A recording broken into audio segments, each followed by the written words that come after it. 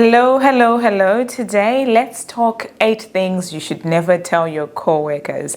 Following on from last week's episode when I was talking about 10 things you should never do at work, I got some responses in my inbox. Come on, you guys, just come to the comments. But I got responses in my inbox and they inspired this follow-up episode. What are the things you should never tell your coworkers? Do not do this at home. My name is Lorenzeka, you guys, and welcome to this episode. If you're watching me on your lunch hour at work, hey girl, I see you. Get your favorite beverage, whether tea or coffee, get a drink, and let's dig straight in.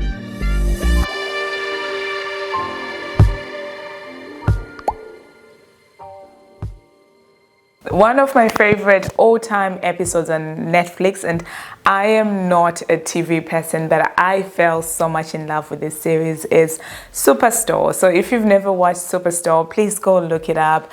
The main actress is America Ferrera, and she has starred in so many movies, and she's such an amazing actress. But Superstore follows a group of employees in a fictitious store called Cloud9, and Cloud9 is like a chain of stores. In Australia, similar to like Kmart. In America, it would be similar to Walmart. You know, those big chain stores. Anyway, there is so much rapport between these co-workers, so much drama, there's so much toxic stuff happening there, so much happy things that happen. But if you want an amazing example of what not to do at work, definitely go watch Superstore. It's very hilarious, and I'm sure you'll come out with a few lessons as well. The first thing you should never tell your coworkers is confidential information that your manager or other coworkers have divulged to you. There's so much legislation around the aspect of confidentiality nowadays. And you know what, you guys? Confidentiality, a breach of confidentiality might even end you. You might even end up with a lawsuit or in court, or you might even lose your job just from breaching confidentiality. So if you are in a privileged position where you are privy to inside information about the company from your manager, it's very important that you value this confidentiality, because a breach in this confidentiality might mean a breach in your manager's trust when it comes to you. And this might look like maybe your manager has told you something that is top secret, changes that are happening in the company in the next few months, and then you tell Brad that secret at lunchtime because you know you're feeling this connection with Brad and you want to be this good coworker and you want to exchange this information, and then you divulge it to Brad. Brad tells Susie, and then that information comes back to your manager. It's not going to look good, because now your manager, your leadership is no longer able to trust you, and this can sabotage your chances of advancing, getting a promotion in that particular company, because now that trust has been lost. And as we all know in our personal relationships, once trust is broken, it's very hard to rebuild trust, because it takes time to build trust, and trust can be lost in a second. So don't let your mouth fool you into breaching that confidentiality that you share with your manager or with other co-workers. Number 2 is don't share personal drama that is happening in your life. Listen, I know those people. I have worked with those people. Where, you know, their drama, everyone knows. Everyone knows their drama. Everyone knows what's happening in their personal lives. Everyone knows what their loser girlfriend has done for the 5th time, or everyone knows what their loser boyfriend has done again. But, you know, don't be that person, because you become a scapegoat. Like, people just don't take you seriously. Like, personally, I find it hard to take people seriously if I know their personal drama and I know what they're like in their interpersonal relationships, in their personal life. I tend to assume that however they behave in their personal life is a reflection of how they are in their professional life, because it's really a reflection of your decision making, the way you do things. It's hard. I'm a human being. It's hard to separate the two. So once I see you through the lens of your personal drama, I'll probably start seeing you through the lens of your personal drama in your professional life. So just avoid being that person who wants to bring the spicy news to the staff room table by telling everyone what is happening in your personal life. People don't care. Like, they don't care. Unless if it's your work bestie, people don't want to know your personal drama. I mean, I don't mind someone coming to me at lunchtime telling me their personal drama. Like, sometimes I don't mind, but really I don't have a rapport with that person, so there's no need for you to share that personal, intimate information about your personal life. Just keep it professional. This number 3 can lend you in it can really lend you I don't want to say trouble, but it can really compromise your work relationships, and it can really make your life at work hell. So don't complain about a new process or a change that is coming. Don't complain about another coworker to another coworker. Just don't be that person who's always complaining. And here's why I'm saying this. If you are known, so if let's say there's a new change coming into the company and you are hotly complaining about it behind your manager's back to other co-workers in the staff room, other people can use you as a scapegoat to actually share their opinions about that thing. So let's say you don't like, you don't like the fact that you're now collaborating with a different company when it comes to your marketing, and you're angry about it because you're like, why did they have to change the marketing company that we're using? Why do we have to fix it if it's not broken? And you are the one who's heatedly complaining about it in the staff room. Someone else can pick it up, and someone else who shares the same sentiment as you, by the way, can pick that up, and then they can go present that feedback saying, Lorraine said it. So it's like they share the same sentiment, but they can use your name and put it in front. But then unfortunately, when someone else is retelling information that you've said, they can add a few spices, they can twist it a little bit, they can paint you as someone who's not a good team player because you have not actually spoken out. And listen, I know that things happen that we're not happy about all the time, but don't be the complainer. And I say this a lot, don't be the complainer. Complaining puts you in this negative frame of mind. It positions you as someone who's not even looking for a solution. Rather than complaining, you can take a different approach. You can raise your opinion in a meeting. You can raise your contradictions straight with your manager or immediate boss, and avoid complaining behind other people's back. This one about complaining about other coworkers is you never know the relationships that people have at work, the dynamics, right? So you might go complain about, let's say you're complaining Bread, sorry, I'm going to use your name a lot. You're going to complain about Bread to Susie, but you don't know that maybe Susie's sister is married to Bread's brother and they have this personal relationship outside of work. As a result, that information is going to come back to Bread, and it will just make you look like this person, and maybe you're not even that person. So if you have an issue with Bread, take that issue to Bread. If you have an issue with a new process or system, speak up in a meeting, rather than being this person who's complaining behind people's back, because it can backfire on you in a massive way. The fourth thing you should never tell your coworkers is if you're looking for a job. Listen, I know that I tell people that once you start looking, let others know, but do it in a wise and strategic way. Don't do it in a way that will make it easy for you to be marched out the door sooner, because maybe if your manager finds out through someone else, now they need to plan and they need to start advertising so that your role is not impacted. So just don't create that funny dynamic scenario by telling other people that you're leaving. And here's what I've seen sometimes: when someone is leaving, they just start not caring so much because now one foot is out the door, and as a result, you might get targeted by human resources, and then you end up getting marched out earlier than what you were planning. So just avoid this touchy scenario by not just telling people carelessly that you're leaving. If you're going to share with people that you're leaving, make sure you already have a solid plan in place. Make sure that you've probably already started discussing this with your manager. Reassure them that you're going to be on board with this for the next month or two.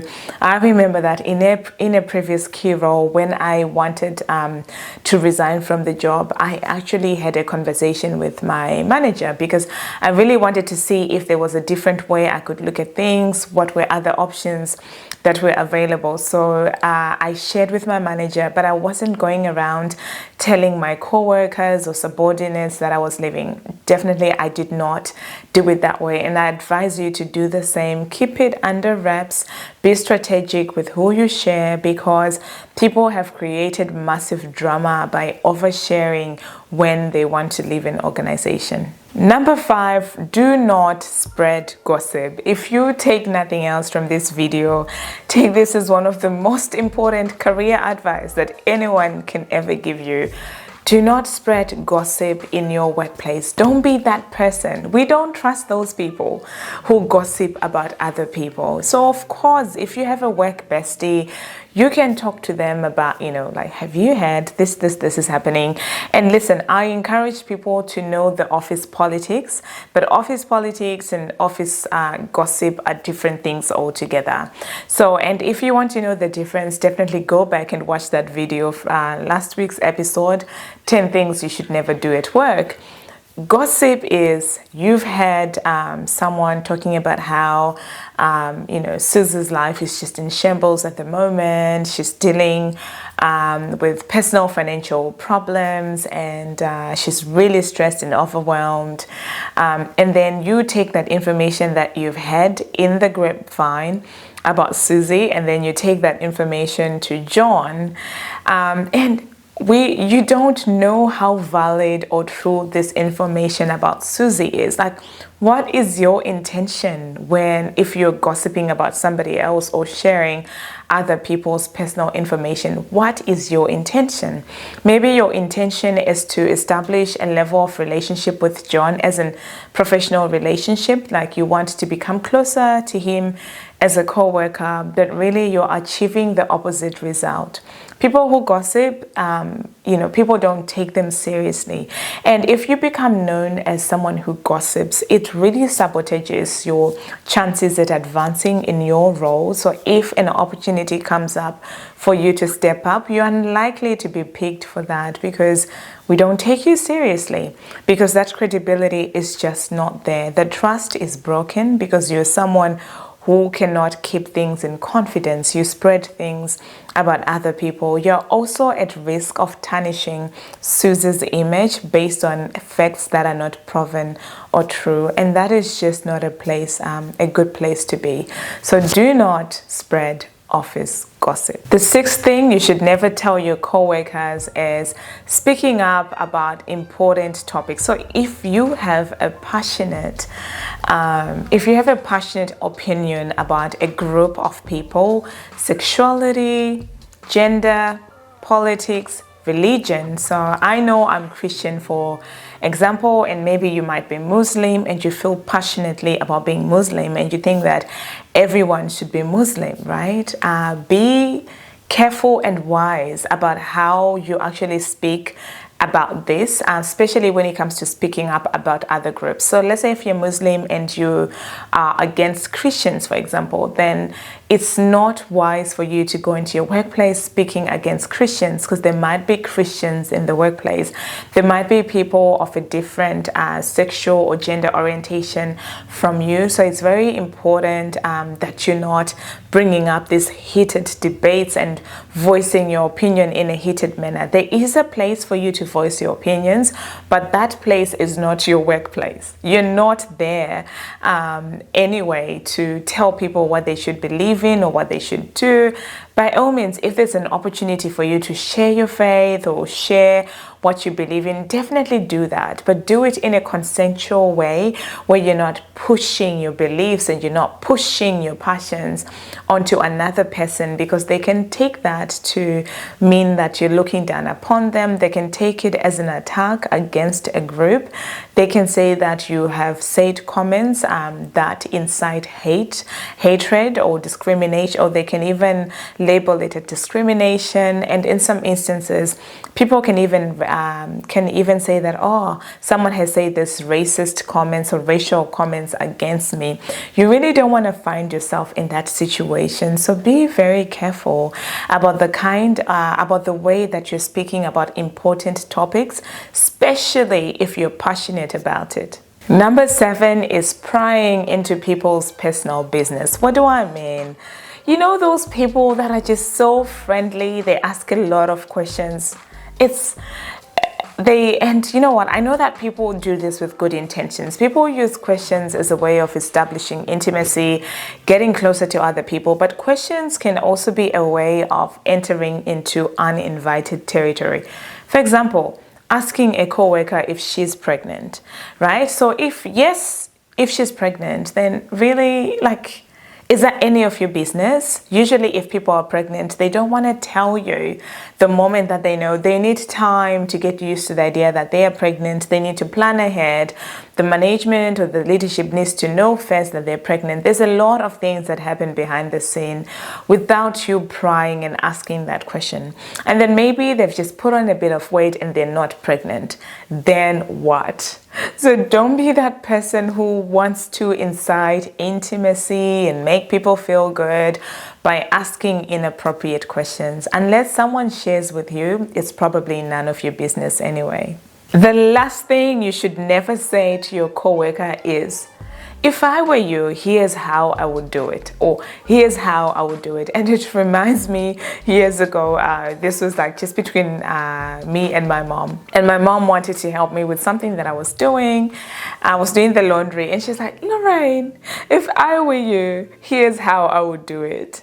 And you know what? Now that I'm older and wiser, right, I take it as a loving mother wanting to show me a better way of doing laundry, or to show me a better way of doing something. But back then, I remember I didn't take it kindly, and my mom was so surprised at my reaction. She was like, huh? I am trying to help you and you're not even being grateful for me offering this help. And you know what? In the workplace, maybe some people you can unintentionally offend people by being that person who tells people that, can I show you a simpler way of doing it? Unless someone has asked for your opinion, you don't need to go around offering people better ways of doing things, because then what you're saying is, my way is better than your way. And people don't want to hear that, unless if they have a high level of humility and you know what, they're at a high level of emotional intelligence and maturity, then they can take that on board. But the average person is not going to appreciate you saying, here's a better way of doing it. And they're not going to appreciate you offering unsolicited help. Wait for people to ask you for help. Appreciate other people's efforts and appreciate how other people do things, even if those things are different from how you would do them. If you haven't subscribed, then I'm inviting you to hit the subscribe button, because we publish episodes each and every week. And on top of that, hit the like button. And just as a special favor to me, just so that I can love you forever, take the time to just share this video with a friend who needs to hear this message. I have a question, and please indulge me. Let me know in the comments below. Do you have one regret about something that you've told a coworker in the past and it backfired on you? So I really want to know what I've left out, because then we can do follow-up episodes. Tell me one thing you should never tell a coworker, one thing that I haven't already mentioned, and let me know something you've said that you have actually regretted. Again, my name is Lorraine Zeka. Thank you so much for joining me on this episode. Have a beautiful day.